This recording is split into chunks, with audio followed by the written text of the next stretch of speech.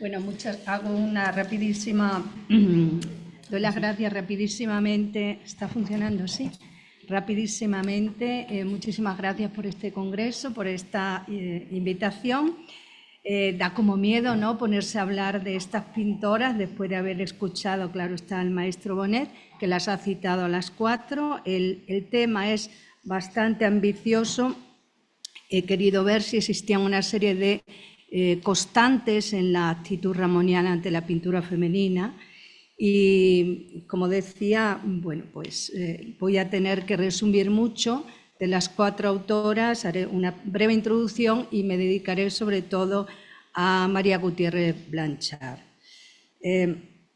Son cuatro pintoras muy distintas entre sí, a cuya obra y personalidades se acercó Ramón con una gran lucidez, fantasía, sensibilidad, penetración analítica y muchísimo respeto. Son 4 grandes mujeres a las que él va a dedicar 4 retratos, y empleo el término con todas las cautelas del caso.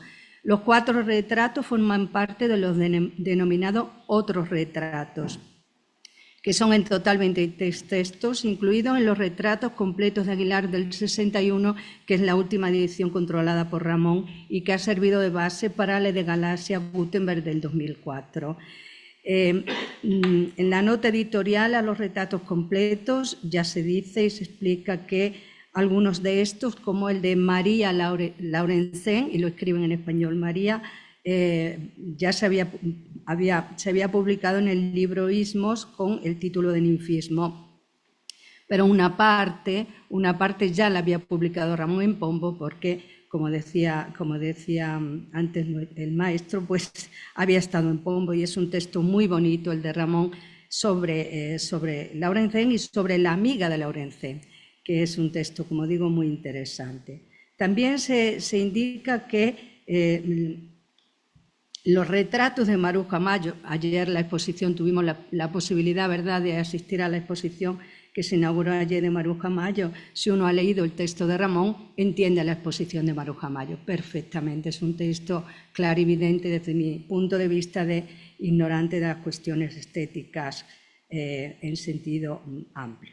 El de Nora Borges también se había publicado, siempre son los textos de Ramón a presentaciones de colecciones de láminas, el de Maruja Mayo del 42 y el de Nora del 45. Y en la nota editorial, y es lo que a mí me interesa aquí, se dice que los restantes solo habían visto la luz en publicaciones periódicas. Por lo que se refiere al texto de María Gutiérrez Blanchard, se trata de una información por lo menos imprecisa.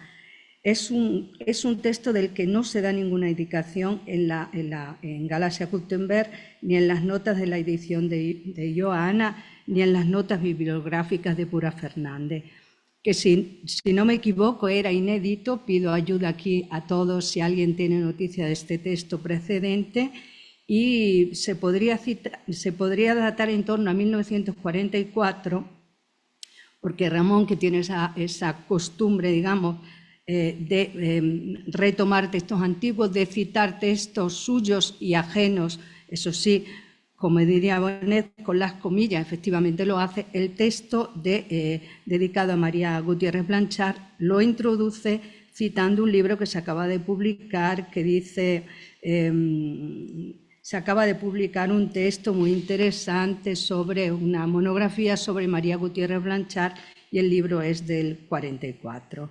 Son 4 retratos preciosos. Yo creo que Ramón llevaba razón cuando afirmaba que de tanto trabajar la biografía, de la que él se considera un precursor, además de un dinamitador, podríamos añadir, aprendió a elegir el humano y a distinguir los rasgos extraordinarios de los hombres de singular destino, de los hombres y de las mujeres.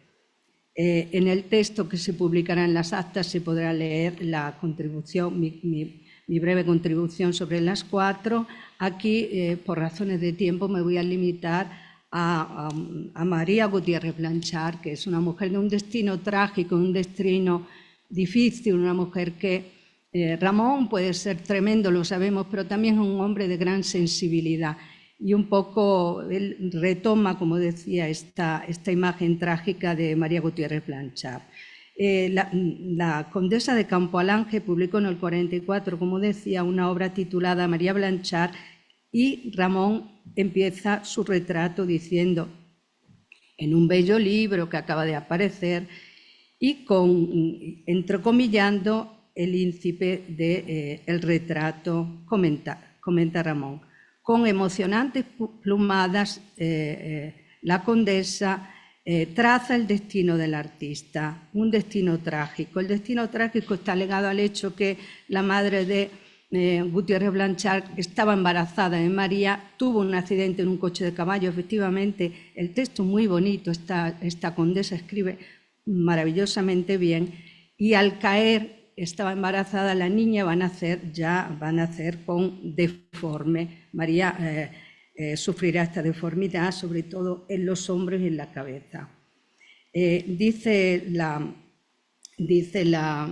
condesa, desde sus primeros pasos María se revela deforme. Tiene, por tanto, la infancia melancólica de los niños débiles y enfermos, unos ojos negros de mirada profunda e inteligente, una boca grande, una expresión simpática, un rostro interesante y atractivo, hundido entre los hombros.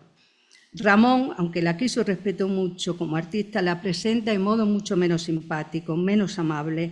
Dice mujercita cheposa y con gafas, la denomina la humana y espiritual araña, con dengues de niña, con una voz dulce y quejosa que no perdió nunca. Según Ramón, María Gutiérrez Blanchard busca en la pintura pues, el rescate, incapaz de conformarse, él dice, con su alma, con el peso de ese cuerpo deforme. Y se propone un ideal de perfección en ese espejo indirecto, dice Ramón, que es el lienzo, y en cuyo alinde se da el milagro de que pueda reflejarse el contrahecho en imágenes de lograda belleza. Dice que pinta con afán superador y un día en un descubrimiento para nosotros, la palabra es de Ramón, descubrimiento, la descubrimos siguiéndola desde ese punto y ahora a través de toda su obra con arrebatada curiosidad, dice Ramón. No conocemos el día preciso de ese descubrimiento, pero sí, como también ha recordado el maestro Bonet, que fue la única mujer que expuso lo que la convirtió en objeto de no poco desprecio y escarnio en la exposición de los íntegros que se celebró en la capital de España en el 15. Ramón dice en el 16, pero efectivamente es en el 15. Y Ramón la invitó, María estaba en París en la época, y Ramón firma el catálogo de exposición que hemos visto, en el que, además de explicar de forma muy disparatada, pero en el fondo muy certera, por qué los denominan los íntegros, estamos en 1915, efectivamente, Juan Manuel Bonet lo ha recordado, estamos en el rastro, estamos en las cosas, la importancia de los objetos, del amor por las cosas en Ramón, y es un texto fundamental este catálogo para este tema, en mi modesta opinión. 10 cosas extraordinarias sobre la visión que ellos tienen, el amor a las cosas que ellos tienen, diferentes, por ejemplo, incluso de San Francisco. Y siempre en este catálogo, en el catálogo de la exposición de los íntegros, nos da Ramón, claro que María Gutiérrez Blanchard, mientras estuvo en Madrid, fue mucho a Pombo, y él nos da una que luego el retrato muy interesante. Dice así: María Gutiérrez es un ser tan lleno de cosas, tan reservado, tan pleno de ahorros, que nos tiene sobrecogidos. Ella no es femenina, sino varonilmente maligna, asombrosa y maravillosamente maligna, quimérica y secreta, nigromántica, ingenua como la voz de una niña, y embaraza como viajera que acaba de llegar de vuelta del país de las oscuras cavernas y del país de las cumbres radiantes. Conoce María la luz del sol, la de la luna, las luces artificiales y otras luces misteriosas y desconocidas que sacan colores preciosos y contrastes misteriosos al modelo. En el catálogo destaca Ramón la individualidad de cada una de las creaciones. María Gutiérrez siempre es una sorpresa, en cada uno de sus cuadros es una semilla distinta, su profunda conciencia artística. Ramón es muy atento a esta cuestión, sobre todo en las pintoras. Ella sabe profundamente lo que hace y por eso siempre es un poco sarcástica y pinta como si sentenciase llena de una imparcialidad y de una justicia superiores. Pero volviendo al retrato, Ramón en el retrato sí nos habla de la Venus de Madrid, que puso precisamente en esta exposición, y luego dice, logrando su mayor éxito en un camino que pronto dejaría y al que no va a poder volver nunca. Insiste bastante la idea, Ramón, en esta idea de que me da la sensación de que nos quiere decir que María Gutiérrez Blanchard no tuvo el valor de estar a la altura de su talento, que de alguna manera renunció al reto que suponía el gran talento que tuvo desde el principio. Él dice, pero hay varias, las citas podrían ser varias. Se veía que tenía facultades para hacer la llamada al misterio, que podía preparar el ungüento, que era nigromántica y adivina, pero rechazó todas esas facultades por temor de que anduviese el diablo por medio. Inmediatamente cambió de signos y se metió en el terremoto del cubismo, bombardeando sus imágenes, desintegrándolas con una meticulosidad de laboratorio que daba espanto. Como inciso, recordamos que la exposición que le dedicó el Museo Picasso de Málaga a María Gutiérrez Blanchard en abril del 24 se tituló precisamente Pintor a pesar del cubismo. Dice Ramón, y vuelvo al retrato, yo que la vi renunciar a aquella gran pintura que se le reveló de entrada, sé bien qué gran desprendimiento nace de su pintura europea. Ramón incluso afirma que, lo sabemos que Solana era su pasión, tenía que haber pintado como Solana, con amargura de barrio, confundiéndose con el proletariado y la burocracia del suburbio. Luego Ramón traza cronológicamente algunos elementos de la biografía de María, que son los de sus penurias. María sacó la oposición, la cátedra como profesora de dibujo en provincia, pero decidió al final marcharse a París por el escarnio, por la crueldad con la que los estudiantes, los niños la perseguían, incluso dice Ramón, por las calles de Madrid.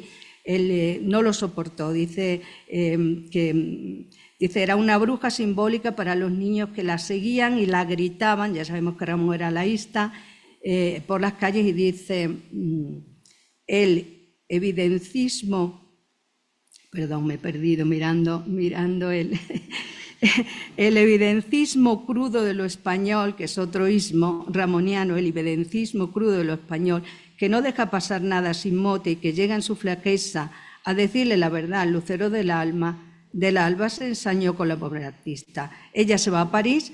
Ramón dice que este profundo dolor que le provocó este rechazo le hizo que ella renunciara al primer apellido y la conocemos ya como María Blanchard, pero era Gutiérrez Blanchard. Vivía, dice, él la visitó en París, dice que vivía en estudios abandonados. Estamos en el periodo de la guerra, claro está, quedaron estudios abandonados en París. Juan Gris fue uno de sus grandes amigos, él la visitó y nos habla de ese periodo de su pintura que siento no poderme detener, y nos habla luego al final de su última etapa, de su etapa mística que la llama Ramón. Pinta con temor y fe. Va a dejar para los museos del futuro unos seres transparentes, metidos en escafandras de color. Y dice una cosa preciosa que relaciona a la última pintura de María Blanchard con Zurbarán, con el gran maestro Zurbarán. Bajo fanales y como si el barniz hubiese sido mezclado al color, presentan su acería íntima todos los cuadros de María Blanchard, figuras y naturalezas muertas, llegándose a sospechar que Zurbarán pudo haber sido el maestro secreto de la pintura cubista. Luego nos habla de su enfermedad, de la consunción, de su deseo, dice que está pintando, su mejor pintura es la de esta época, pero dice que ha encontrado el secreto de la pintura, pero se ha quemado las manos como un radiólogo experimentista y en su afán de alquimia se ha desintegrado a sí misma.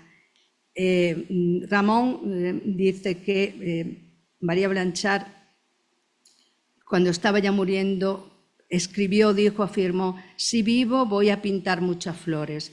fueron sus últimas palabras de deseo artístico. Pero el 6 de abril de 1932, cuando los trenes azules del mediodía llegaban llenos de flores a París, murió la grande y enigmática pintora española. ¿He respetado el tiempo? Sí, vale. Muchas gracias.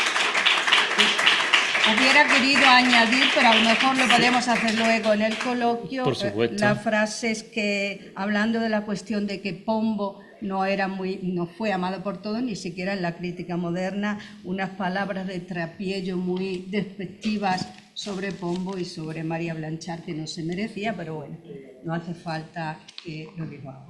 Vale. Muchísimas gracias a la profesora Flores Requejo.